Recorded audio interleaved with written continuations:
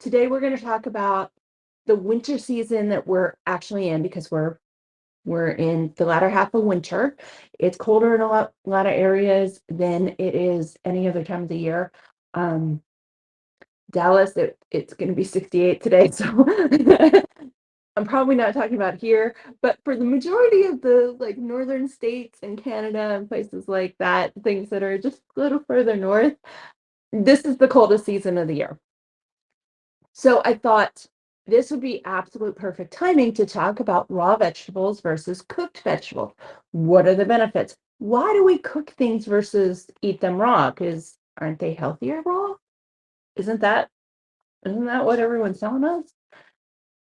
Not so much. We need to take a step back and really go through this. So let's talk first of all about the seasons. So we had talked in the fall about how in winter, your body's trying to bring warmth to itself, right? It's trying to warm its internal structure. So you crave more of the comfy foods. You crave things like squashes. You crave things like mac and cheese and soups, like hearty soups. We're talking New England clam chowder. I've got to find a way to make that dairy for you guys. So side tangent, if you know, let me know. I am all ears. Um, Besides that, you've got the New England clam chowder, you've got Manhattan clam chowder, just those hearty vegetables, chilies, things that not only bring warmth to your body, but they just feel comfortable when you eat it. It's like they wrap you in a hug, right? That's what you crave nowadays. And it's normal. So if you're coming into the new year and you're thinking, oh, I can't eat any of these foods, it's not healthy for me, no, the dish that you make, the meals that you eat, it's not necessarily that the meal is not healthy, it's the preparation and whether you're using whole foods versus processed prepared foods. Because there's a lot of produce departments now and meat departments that are actively helping us. They're chopping up vegetables for us, they're chopping up fruits for us. And yeah, they're a little bit more expensive, but if you don't have the time to chop up your own produce, just buy it. It's still healthy. It's still the whole food. You're going to want to wash it, obviously. But I mean, that's easy to do. You get a little bit of water, you get a little bit of vinegar. In the foods that absorb the vinegar, it will be cooked out. So don't worry about it. A little bit of vinegar goes a long way. And in some cases, actually, some people are using baking soda. I don't think with potatoes, but I think with some of those thicker skins, so like apples and things like that, they're using baking soda and a little bit of vinegar, which creates its own reaction. It bubbles. So it helps clean a lot of that wax. And yes, it gets sprayed with wax. That's why they're so shiny in the store. Crazy. All right. So here we are. We're in winter, right? And I am on the floor. For those of you that know me well, I am a floor sitter, so it helps that there's a nice fireplace behind me. And yes, this is a real background. This is my hallway and my fireplace. I like sitting here. It's nice and warm and toasty. So it's warming me, like your food should be warming you right now. But let's get down to these plants, eating them raw versus eating them cooked. What's the whole deal with that? All right, so there's a, I'm not going to say fat. There is an eating modality. There we go. There's an eating modality where what people are eating are raw foods. Now, in some cases, what raw actually means is blanched. It's not fully cooked, it's just blanched to release all the micronutrients, the healthiest constituents found within that plant. A little bit of herbal medicine before we really delve too deep into this. The way plants work, some of them provide you constituents right out. Pluck them, eat them. Berries are a great example of this. Some plants protect their healing mechanisms. They protect their vital nourishment, right? And their vital nourishment are the micronutrients, the vitamins and the minerals that we thrive on, that we need in our diet. Hence why we eat these foods, right? It's why our brain craves these foods. Now, because these vital nutrients have to be released, There's only a few ways of doing that. Now, you could chemically process them, which we all know is not the healthiest method. What has been traditional from probably the dawn of time, the dawn of human time, is heating. So when you're eating a raw diet, a lot of times, if something has to be released from a heating element, it's a blanching process. It's a quick cook. So, like, you're literally dipping it in the water, dipping it in ice, done. Okay. And here's why. In a lot of cases, especially with the darker foods, you'll find that as you heat them, fragrances start coming out. They get very aromatic. Their color changes, it gets more vibrant, more appealing. Have you ever noticed that? So our brains like to attract us to certain things, right? And the plants in this world understand this. This is just a cycle of nature. The plants, when they release the happy constituents, the things that are healing, the things that are nourishing, not harmful, but nourishing, their color becomes more vibrant. Their aromas become much stronger. If you've ever sauteed spinach, you know it happens quick and it goes from just a green to this bright, vibrant, beautiful green. And your entire house will smell like spinach. Asparagus is the same way. And they're not alone. So let's break this down. So what happens when you're heating it is you're breaking down some of the fibers within the vegetables. And when you break down certain fibers within those vegetables, then the constituents are released. Okay. Now, with minerals are one of those things, calcium, iron, potassium, things like that, really, really aren't released to their full potential. If they're released, you can still consume them in foods, but you don't receive their full potential until you heat them. Okay. Fat soluble, same thing. So there's not much of a difference between raw and cooked fat soluble. It's more an absorption in the pairing of other foods, if that makes sense. So vitamin D does really well if you're pairing it with calcium. Okay. That's why you see milk with calcium and vitamin D. Obviously, it has vitamin D and calcium in that, but like when you're looking at the non-dairy foods, you notice that there's calcium, that there's vitamin D. Sometimes it is added, and that's really the reason why is vitamin D and calcium kind of are best friends. They're besties. They like to hang out together.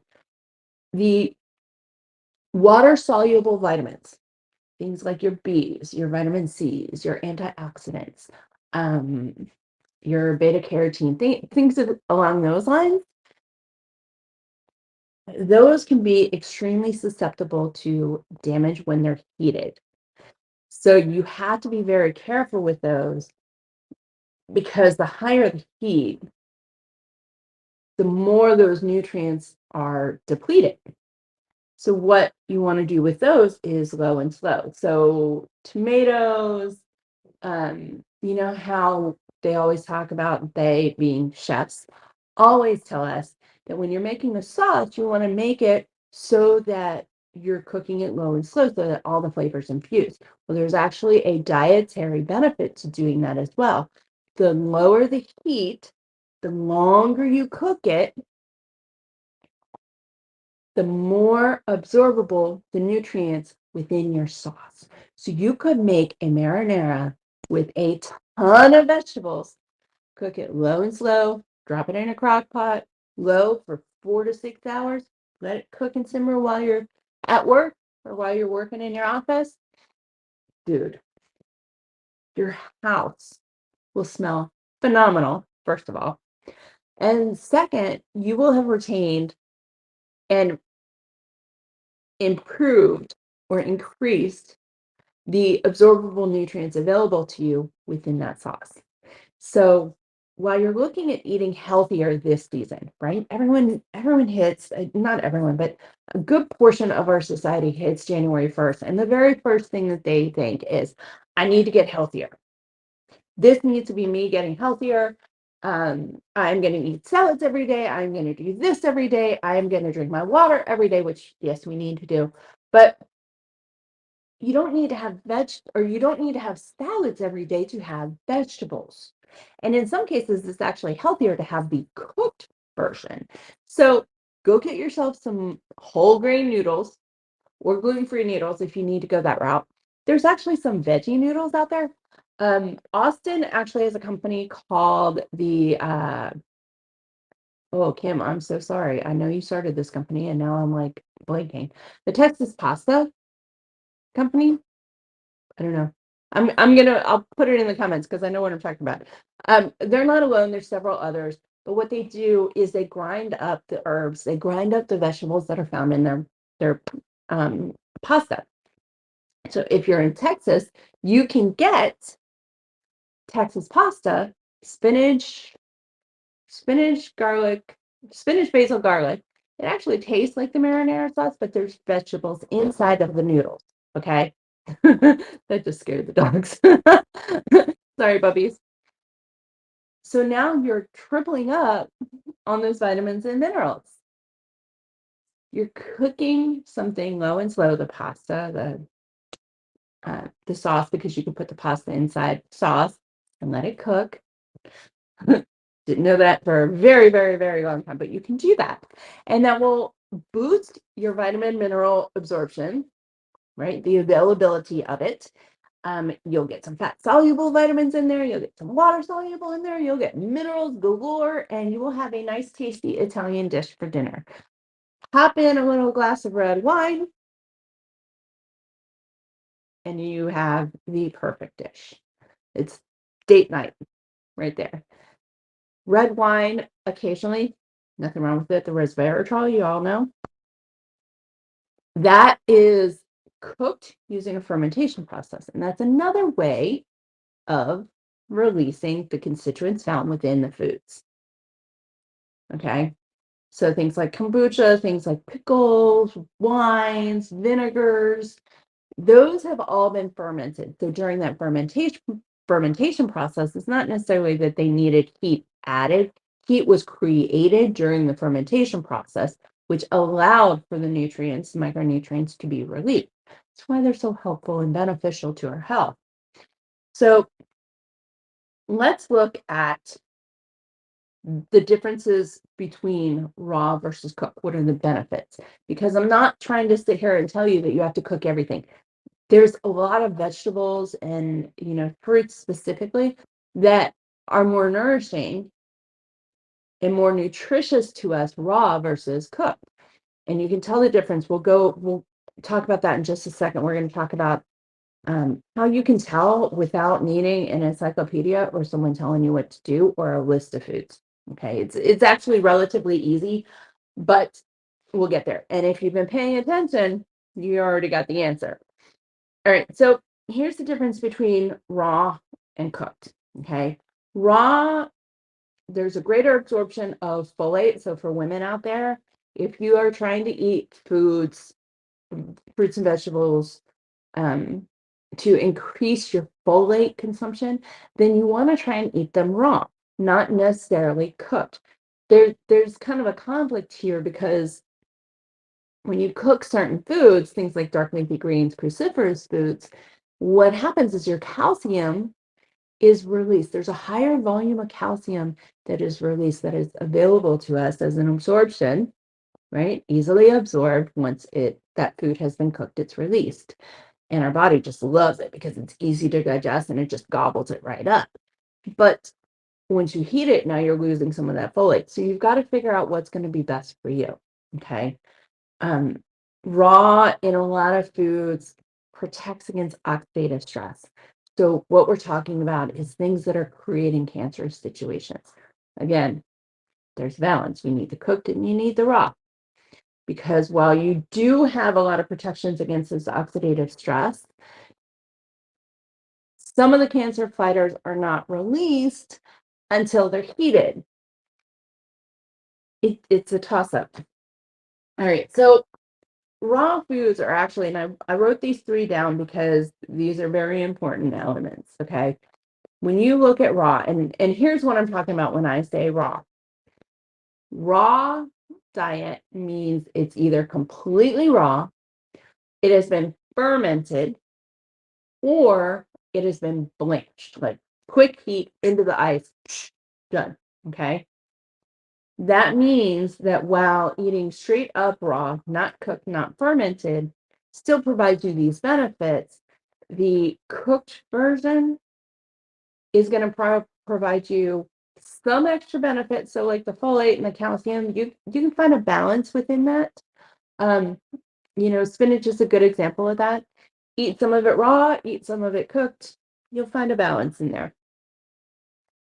With raw, guards against three main elements that I really wanted you guys to know about. So neurodegenerative diseases.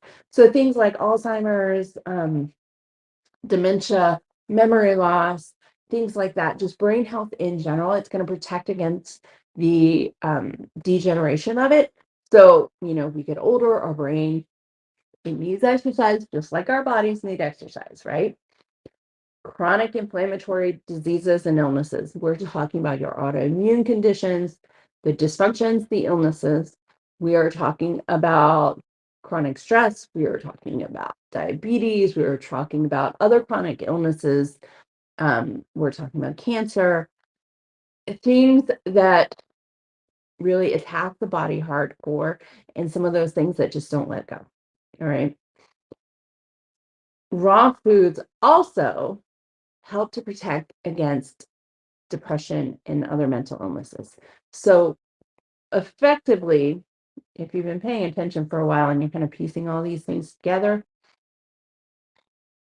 eating a mostly raw diet helps you create all of these protections, right? Doesn't necessarily mean you're getting protection from all of it. So let's go with the cooked. So when I talk cook, we're talking blanched, sauteed, grilled. Okay. It is easier to digest. It is much more absorbable. So if you're having any gut health issues at any stage of the game, which the gut health leads to all of your chronic inflammatory illnesses, all of them, you guys, it can also lead to the neurodegenerative illnesses. If your gut's not happy, if your gut's not healthy, it goes this direction. It's overworking. It feels like it's always under attack and under trauma. So stress responses are in full effect, right? So when you cook your food, what you're doing is you are releasing the vitamins E and K. Okay. E and K are not absorbable until that food is cooked in some way, shape, or form. Right. It can be blanching real quick, which is still considered raw diet. Um, Cooking increases the body's ability to absorb minerals within our foods. Right now, in a 2010 study where half the crew ate whole food diet, half the group ate a raw food diet, what they found was while the raw food group consumed many more vitamins and minerals, the whole food group that just prepared its food in the healthiest of ways, blanching, low and slow, things like that. It's plant-based food, not necessarily meat. The whole food group actually had better labs. Their bodies were more nourished. Their levels were within healthy ranges.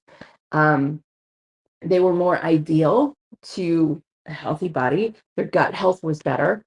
So they're pooping, they're peeing, they're cramping, any of that within your gut, all that dysfunction, all the disruption and the uncomfortableness, it wasn't present within the whole food group. Raw food had categories and had smaller groups of people that did have these side effects. So how do you know which one's better for you? Doesn't matter. You want raw and you want cooked. Okay, you want some.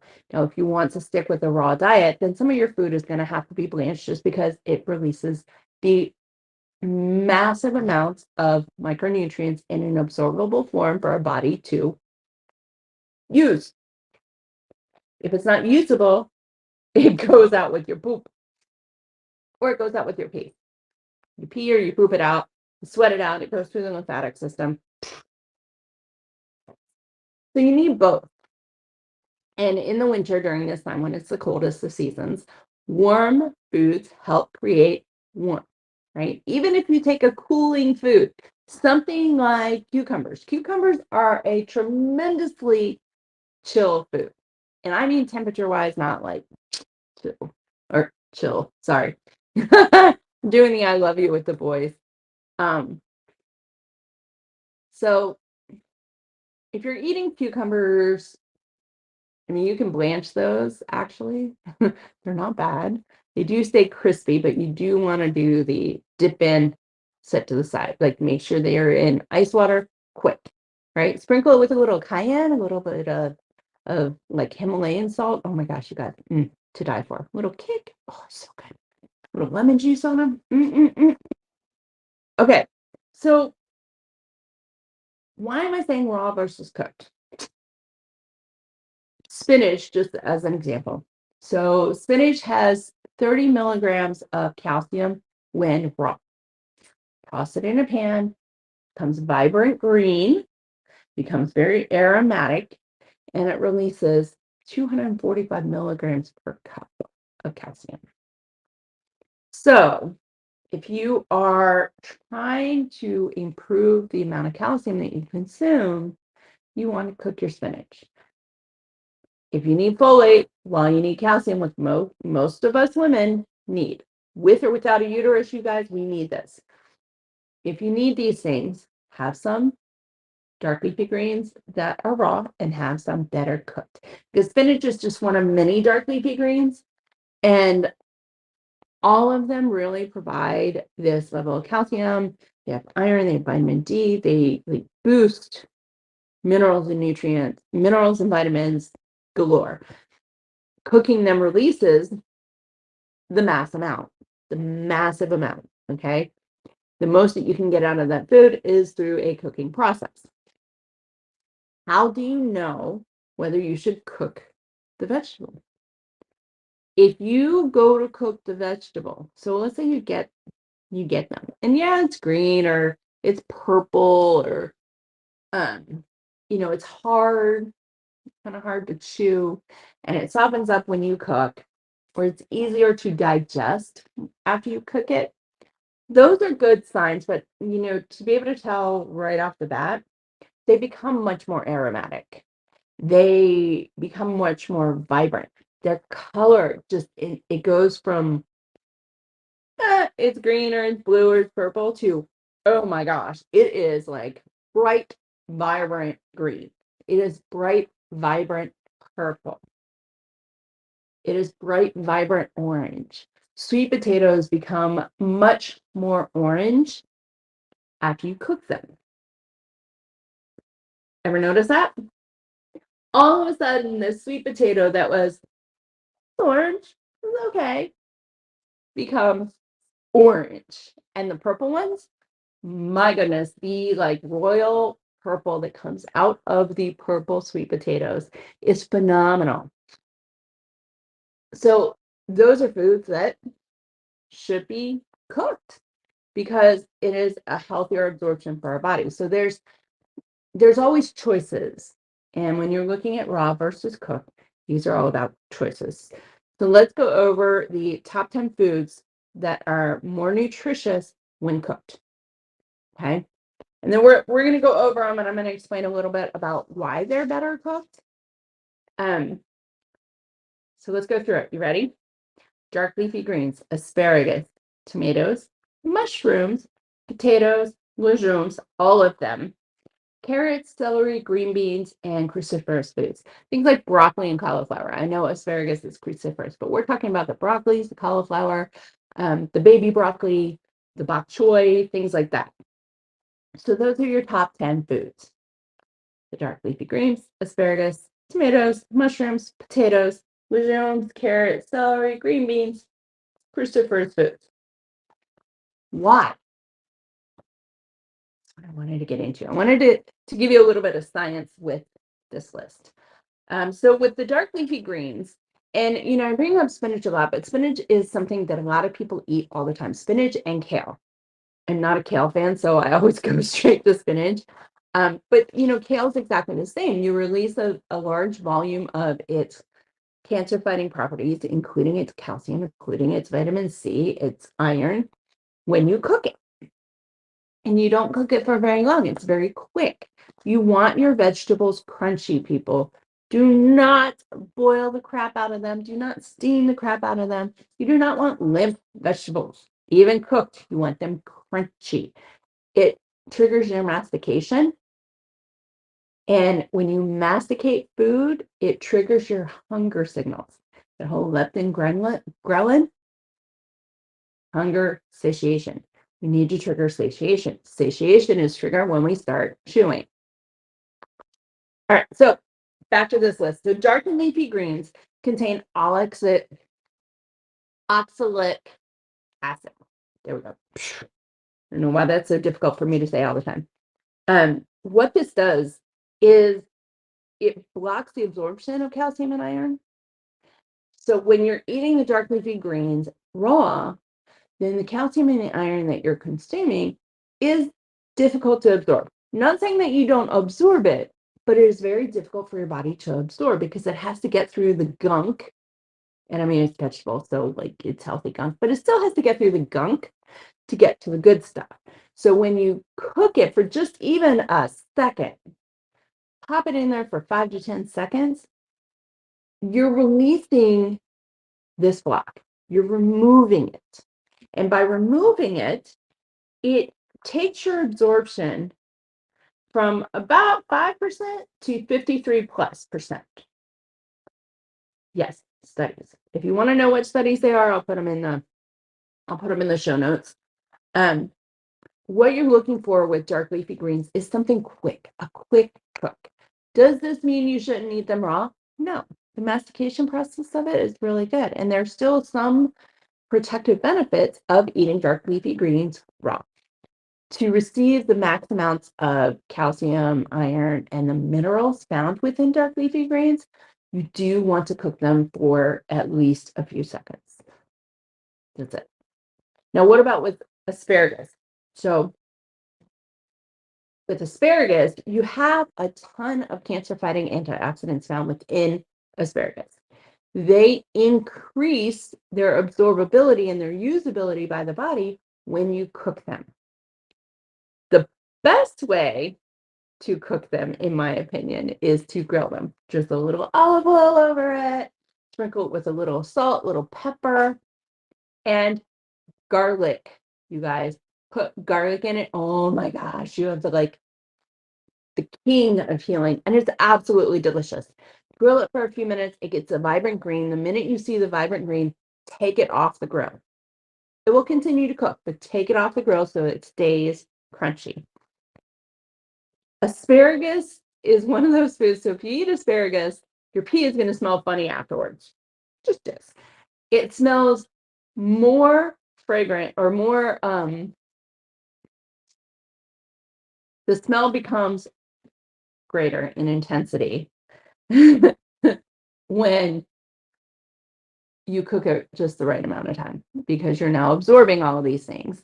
And what you're getting rid of is the waste in the asparagus that your body can't use. Asparagus actually contains let me see. Yeah, it increases the level of two types of cancer fighting phenols. And phenols are amazing biological components found in all plant life. All plant life. Kenzie. Thank you. Next up is tomatoes. Go. Go. Now, I like my tomatoes raw, just from a taste perspective. I like raw tomatoes. They are not, they don't contain the greatest amount of volume. Tomatoes should be cooked. They should be at least blanched, at least. The lycopene within it is an antioxidant, as a lot of people have heard over the years, is, tomatoes, lycopene. Red bell peppers, same thing, okay? They're antioxidants, they're anti-inflammatories. It really truly increases the protection that your body has over cancer, over heart attacks, any other heart conditions.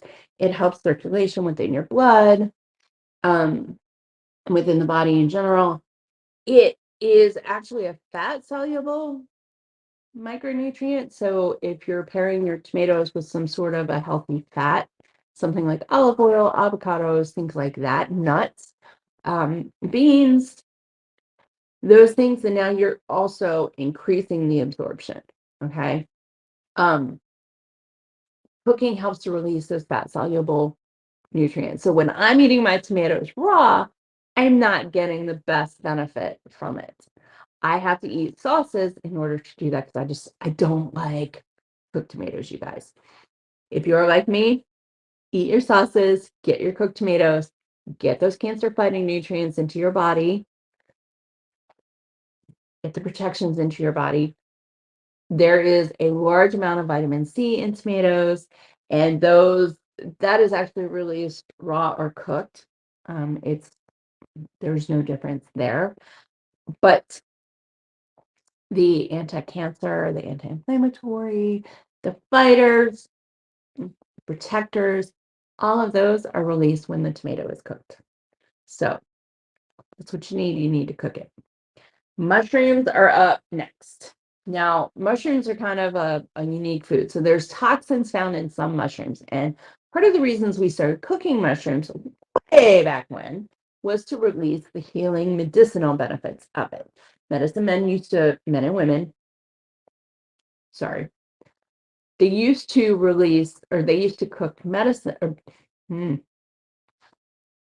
my brain's going faster than my mouth. They used to use mushrooms in medicinal forms. It wasn't just part of a diet, it was a medicinal food, right? It was a medicinal plant. And what they found was if you provided the mushroom cooked or raw, the nutrients are the same, but the mushrooms contain carcinogens, and those toxins need to be cooked out. So when you're cooking mushrooms, what happens, like when you saute mushrooms, this is a perfect example. When you saute mushrooms, they get a deeper, darker brown, right? All mushrooms get a deeper, darker color. That's your vibrancy. They become much more fragrant. That's what you're looking for. Once they reach that stage, not only have you depleted the toxins, now you've released more antioxidants that are much more absorbable by the body. Okay. And mushrooms aren't foods I would ferment. The toxins within mushrooms, that's too sketchy. That is way too sketchy. So I wouldn't ferment those. There's a reason they are not fermented on a regular basis. But there are definitely medicinal properties found within all mushrooms, even button mushrooms. You're trying to go for organic, not mass produced mushrooms. So if you have a local provider through your farmers market, through your neighborhood groups, get your mushrooms from these people. Okay. Because you'll have a mass amount. Your antioxidant potential, the nutrients, micronutrients found within the mushrooms, will have a greater volume, greater intensity, and a greater absorption rate. Okay. Or absorption ability. Let's change the wording. Absorption ability. All right. Cook it, get rid of those carcinogens, get rid of the toxins, make sure you're releasing all the antioxidants, get them fragrant, and then eat them. They taste phenomenal over a steak or even over a potato. So if you are vegan, you saute your mushrooms, put a little garlic in there, put a little spinach in there or kale, right? Saute it, toss your tomatoes in, and pour it over a potato. You guys, it's delicious. I don't like mushrooms, but it's delicious. I eat that one. All right, so we are going to talk about potatoes and legumes as one category. They're separate, but part of the reason you're cooking legumes and potatoes is to get rid of some resistant starch, which these foods are very difficult for our bodies to digest in raw forms, hence why they're always cooked. Um, and they're considered part of the anti-nutrients, which if you I'll link it below. I did a video a couple of months back about anti-nutrients and resistant starch.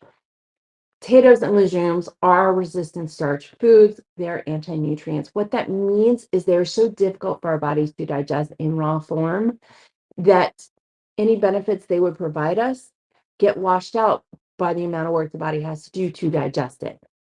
The only side caveat to that is that legumes can actually be sprouted, and the sprouts from legumes are very nourishing. They are very nutritious, but not the raw bean itself. Okay. So potatoes and legumes, you always want to cook those in raw forms or undercooked forms. They trigger GI upset. Okay. It's the whole resistant starch, difficult to digest. Your tummy is not happy if you're throwing foods at it that it can't easily digest. It doesn't want to work too hard. And when it does, that's when problems come up. All right. So necklace is bothering me today. So then the next one, we've got carrots, we've got celery, we got green beans. All right, those were the next three. And I'm categorizing these because they have the same benefits, even though I've listed them separately. Carrots, celery, and green beans, the nutrients found within them, the vitamins and minerals, are actually released to 3 times absorption. Okay, what that means is the vitamins and minerals found, like the beta carotene that's found in carrots, you get 3 times the amount when you cook them. And it can be as simple as steaming it real quick. Have you had carrot fries? Have you tried carrot fries in the air fryer yet? Here's the trick. Cut your carrots, okay? Fries. Rinse them all. Soak them if you want, so they get moisture inside of them. Dry them with a towel, right? Paper towel or a cheesecloth towel. Put them in your air fryer. Now, usually with carrots, the seasonings that work well are salt, pepper, cinnamon, ginger, nutmeg. You could go savory and do a little Italian thing, get some basil and some rosemary in there so you get some cold fighting benefits. So you could go 2 different rounds. They are delicious, you guys. And I have had some people, I don't think so, but I've had some people actually say that the carrot fries taste very similar to sweet potato fries. So try them out. They're delicious. It's phenomenal. I have butternut squash fries that I got from the produce section. They put the ridges in it. Oh, delicious. I don't have a ridge knife yet, but they cut it for me, so I'm gonna let them do it. It makes my life much easier. Now, very last one was cruciferous foods: broccoli, cauliflowers, bok choy, right? These foods release all of their healthy benefits when they are cooked. And you literally need 2 minutes. 2 minutes. Now, that doesn't mean they're fully cooked, but you need 2 minutes. A lot of times, steaming them or blanching them is the best way. I like roasting them in the oven. So good. What you can do is you can put, you make sheet pan meals, cook your potatoes or chop your potatoes up small enough that they cook at the same time frame as the vegetables. And it's 350 for about 20-25 minutes, and you get a nice char on the outside, but they're still a vibrant green and they're still crunchy, and they are just same thing as the asparagus. I'm going to tell you, do your olive oil, salt, pepper, and some garlic.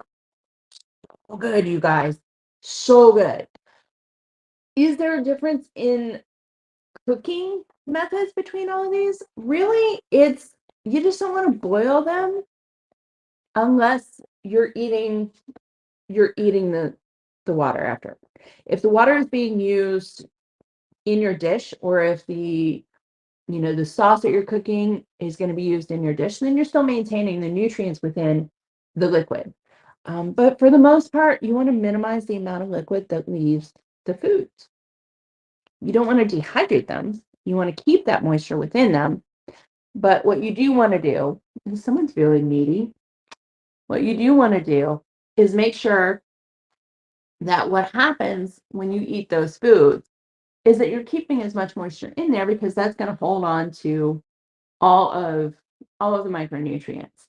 Kenzie, I gotta say goodbye. Yeah. Okay. Go back. Mm, mm, mm. Dude, sit, sit, sit, sit, sit. Yes. Doggies. Woo! Uh-huh. Uh-huh. Dog hair. Oh, gotta love labs. And we're coming up on shedding season. Whew. Okay. So that's everything I have for you guys today. So just keep in mind as you're looking at raw versus cooked, you want to look at what micronutrients you need the most from those foods. And it's not something you have to look at every single time. Look at your diet and say, okay, so half the time I want to eat raw, right? Dark leafy greens, things like that. I want to eat them raw. The other half of the time I want to eat them cooked. If you're making a sauce of some sort, toss in some dark leafy greens. Even if you puree them and include the water as well as the dark leafy greens, you are getting those micronutrients in it. You're getting the cooked version of them where they're able to be released. Okay. Because you still have the fibers in there, you have broken it down, but you haven't released the benefits yet. It has to be cooked to release them. All right. There's a lot of herbs that are very similar. It's why we have teas and infusions. But in, man, I still have, shedding dog, man.